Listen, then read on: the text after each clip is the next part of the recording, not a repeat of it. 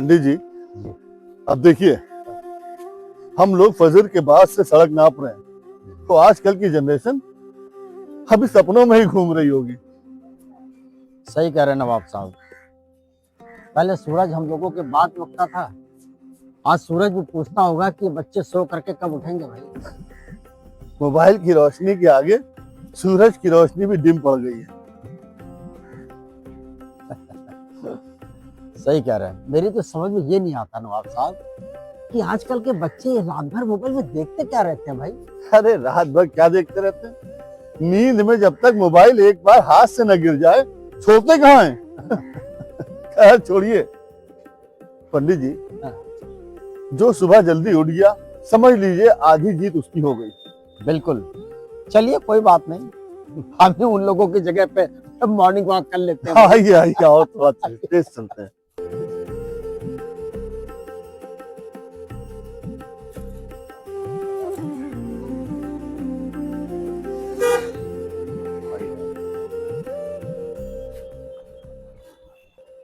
पंडित जी, अब आज के बच्चे वॉक वॉक तो करते नहीं, अगर जिम भी जाते हैं ना तो सिर्फ सेल्फी खींचने और रील बनाने। हर आदमी को अपना स्टेटस लगाना है, सोशल मीडिया पे डालना है, यही सब चल रहा है। बिल्कुल सही कह रहे हैं नवाब साहब।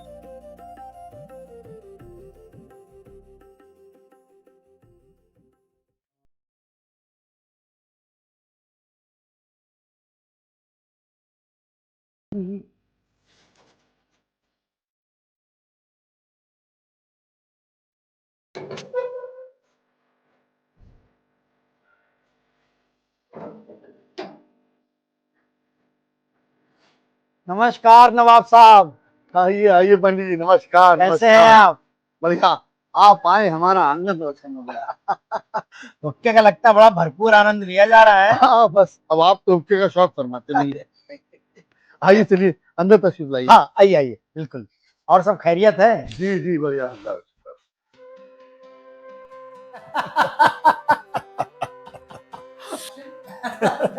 बिल्कुल सही कह रहे हैं नवाब साहब, ऐसे ही होता है। बिल्कुल ऐसे ही होता है। मैं भी वहां जाके एक बार देख चुका हूं। अस्सलाम वालेकुम अब्बा जान। वालेकुम अस्सलाम। खुश रहो बेटा। मस्ता अच्छा जी। जीता रहो बेटा, जीते रहो। और ठीक हो? जी अब्बा जान। कहाँ? अब्बा जान, वो क्या हुआ, बोलो। दादी जान की बरसी आ रही है, सोचा इस मरतबा अजीमत शान दावत रखी जाए। सभी रिश्तेदार और मिलने वालों को बुलाकर हम सब साथ मिलकर दादी की याद ताज़ा करें। वक्त कब बीत जाता है पता ही नहीं चलता, पूरा साल होने को आया। शोएब मियां, बरसी रूह की मगफिरत के लिए की जाती है, किसी दिखावे या शोर शराबे की महफिल के लिए नहीं। तुम्हारी दादी नवाबी खानदान से थी जरूर, मगर दिल से सादा और रहम दिल औरत थी। उन्हें ऐशो इशरत से ज्यादा किसी भूखे का पेट भरना और गरीब की मदद करना अजीज था।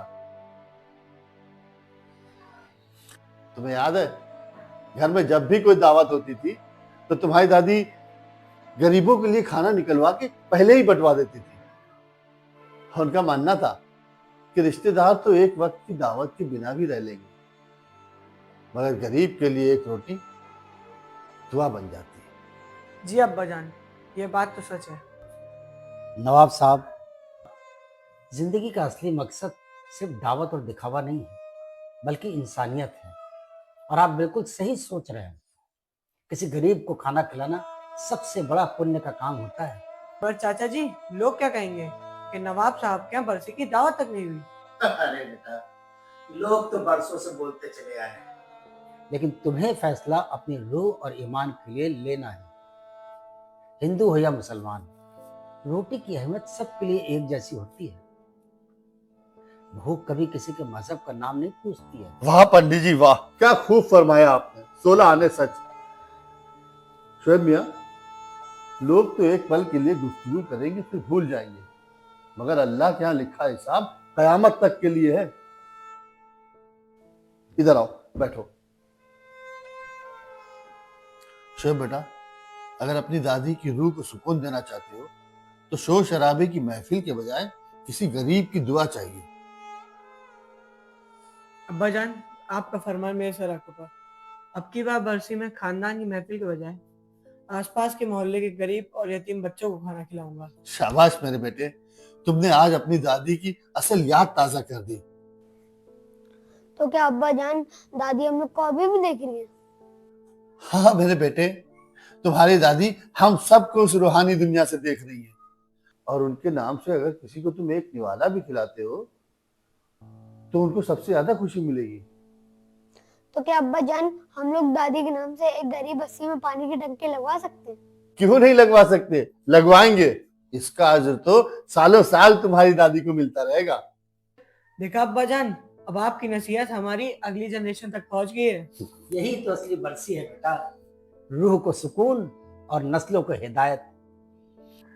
दिखावा दुनिया को राजी करता है और खुदा को राजी करना सिर्फ नेक अमाल से मुमकिन है। जिंदगी का सफर बहुत छोटा है। आज हम हैं, कल नहीं रहेंगे, लेकिन याद रहेंगे हमारे किए हुए नेक काम। बरसी सिर्फ रस्म नहीं, ये हमें आईना दिखाती है कि कब्र में साथ सिर्फ हमारी दुआएं जाती हैं। किसी भूखे का पेट भर दो, किसी रोते हुए की मुस्कान की वजह बन जाओ। यही असली तोहफा है हमारे मरहूमों के लिए, और यही हमारी असली हिदायत। नवाब साहब, बिल्कुल सही कहा है आपने। धर्म कोई भी हो, आखिर में उसकी पहचान सिर्फ उनके कर्मों से ही होती है। किसी भूखे को खाना खिलाना सबसे बड़ी पूजा है, और किसी की आंख का आंसू पोंछना वो सबसे बड़ी इबादत होती है, सबसे बड़ी इबादत।